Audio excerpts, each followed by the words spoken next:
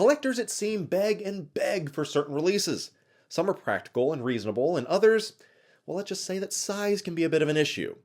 Everyone is always in it seems, to support until it comes time to pony up, and well, I'll leave you to guess just how that has turned out and why that's actually starting to become a bit of a problem.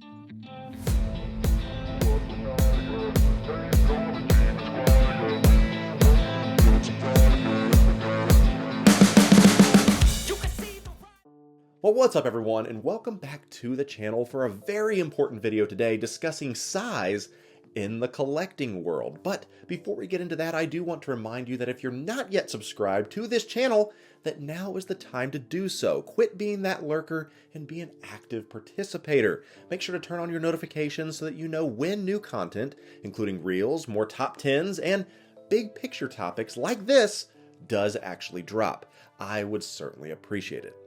Okay, so apparently a brand new Spider-Man game is dropping tomorrow as of this recording. And of course, collectors do what they do and start begging for companies to make certain figures of their favorite heroes and villains. From that moment that Venom was teased as being in the game, we all started clamoring for the definitive Venom because not everyone was thrilled with the portrayal of Tom Hardy in Sony's Venom. He's too big. I hated that movie. And the biggest complaint, where is the spider logo? Well, my dear collector, it appears that the collecting gods have finally smiled down upon you and me, blessing us with the definitive Venom that you have always been looking for. While most collectors rejoice, there are some surprisingly hesitant people out there. But why? How could that be? What is the meaning of this? Now, when trailers and teasers for the game started to hit online, we were all treated with our first look at this new iteration of Venom. And yes, he looks absolutely spectacular. But wait, is that Spider-Man and Miles next to him? Or are they in the foreground, the background? What exactly is happening here? Is he really that big? It wouldn't take us long to get a special edition statue from Insomniac detailing the 19 inches of Venom, which has become a running joke, and we truly got to see the scale of this monstrous new symbiote in its full glory.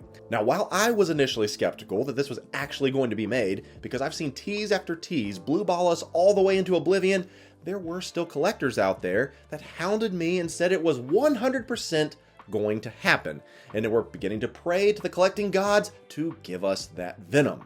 Well, what do you know? On the eve of the release of this brand new Spider-Man game, we have finally gotten our wish to the tune of not 19, but 21 inches of Hot Toys Venom. But what does that actually mean in size comparison? Well, let's take a quick look. Keep in mind, people complain that Carnage was way too big at 17 inches. And as you can see here, even next to a Spider-Man figure, this Venom towers over Carnage and dwarfs that Spider-Man.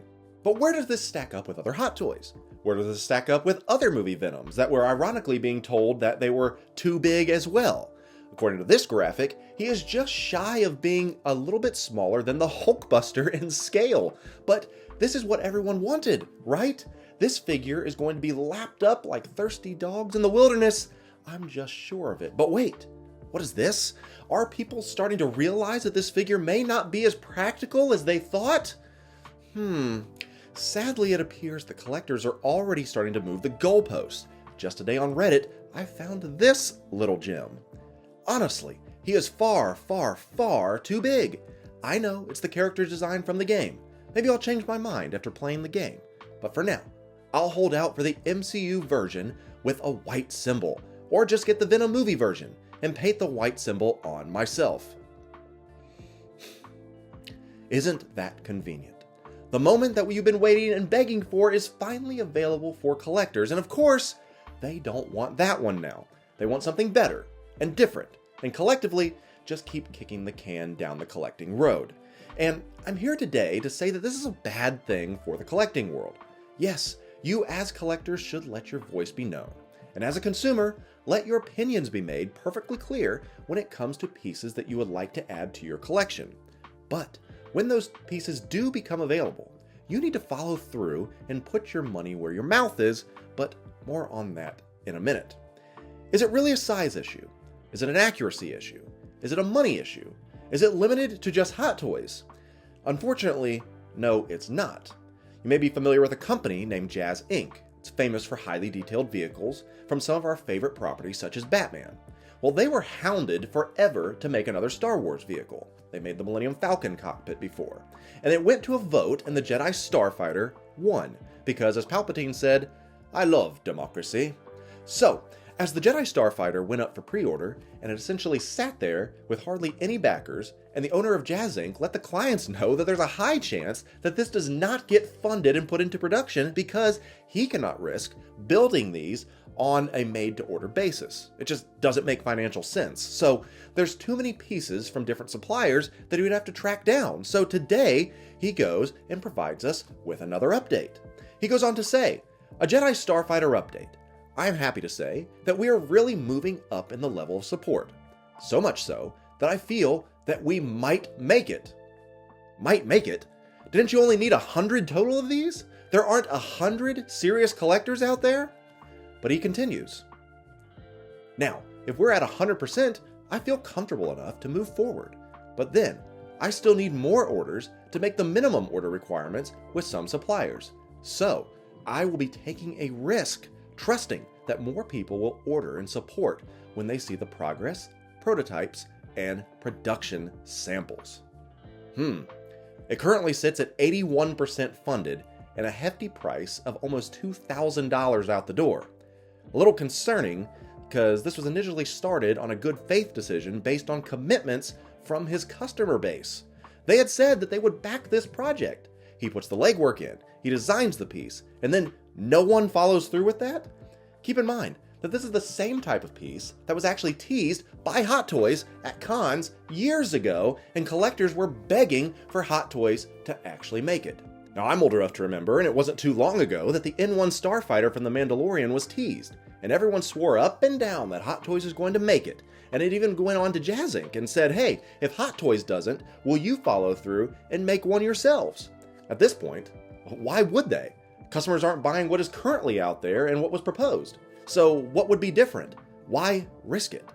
Now, in these trying times and uncertain economic times, it makes sense that not everyone has $2,000 just laying around when the rubber meets the road. And while price is certainly a factor, is it possible that the actual footprint that this giant ship would take up actually has some people double thinking their commitment? It's entirely possible, because it's hard enough to collect figures and display them. As you look around me, I have not that much room. And it only amplifies when you try to add in some vehicles. And it becomes almost impossible when you start adding in custom pieces, such as ships. Space is an actual finite piece of the puzzle for every collector. There is no one on the planet that has an unlimited spot for collecting. Sure, you can always buy more space and build bigger enclosures, but even then, that space will eventually run out. So where do we go as collectors? Are we just supposed to be satisfied with certain figures, or do we make good on our commitments and expand those displays? After all, I even said myself, if you want something bad enough, you'll find a way to make it work. I think the answer to that is somewhere in the middle. And of course, I can only speak for me, and I would never want to speak for you. For me, it comes down to a simple equation. Identify the scale that you want to collect. What do you want primarily your collection to consist of? Is it 6-inch figures, 12-inch figures, statues? The list goes on. And of course, these rules and tips apply to any form of collecting, and you specifically need to choose what works best for you. Now, of course, no one should dictate how and what you collect. For me, I started out with 6-inch figures from Star Wars and Marvel, added in some Funko Pops, and then made my way into 6-scale Hot Toys collecting, and that's what the typical path is that a lot of collectors pursue. It didn't take me long to realize that I wanted to focus specifically on 6-scale collecting, and that's why a majority of everything you see behind me is 6-scale figures. I do have some 1x1 scale props and helmets, a few statues, and a few other little pieces in between, but I am a 6-scale collector. Once you have figured out what the scale is that you want to collect, then that brings us to our next major point, and this is a huge one. Be realistic in those expectations when it comes to companies' offerings. So what do I mean by that? Do you know what 1/6 scale actually is? In this scale, 1 inch is equivalent to 6 inches in full size. So for example, a real-life 6-foot-tall soldier modeled at 1/6 scale, becomes a 1 foot tall figure. But let's put that into a little more perspective. An Imperial AT-AT walker is 73 feet tall. So if you're wanting a 1/6 scale AT-AT, you're looking at a 12 foot tall accessory, and that is in no way remotely practical. I've heard calls for TIE fighters to be made. Well, according to Wikipedia, the height of a TIE wing is 28 feet. That means a 1/6 scale TIE fighter would have a wing that is 4.5 feet tall. It's getting a little better, but still, where and how are you going to properly display that? Remember, the Star Wars Black Series did a 1/12 scale TIE fighter, and it just sat collecting dust at Toys R Us until they were pretty much given away for 90% off when they tragically went out of business. All that to say, be realistic when it comes to the ask that you have for your collecting. There is a reason that very few vehicles and hardly anything bigger than a car, motorcycle, or a speeder have ever been produced. There isn't a market out there for people with ginormous displays. But if you are dead set on needing a certain piece to complete your collection and you can't live without it, then that brings me to my next point. And that's put your money where your mouth is, as I mentioned earlier. Now, back in my grandpa's day, he used to always tell me that deals were settled by a handshake and a man's word, and it was good enough to close a deal. Sadly, those days are long gone, and trust and integrity are rare attributes when it comes to human beings in general, let alone collectors. At the end of the day, these are just things to make our lives happier, and that is pretty much the extent of it.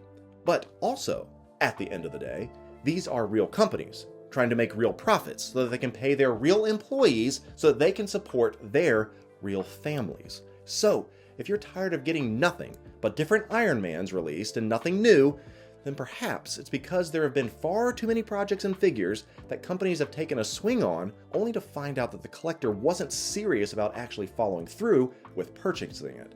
These are businesses, not charities. So, is size an issue when it comes to collecting?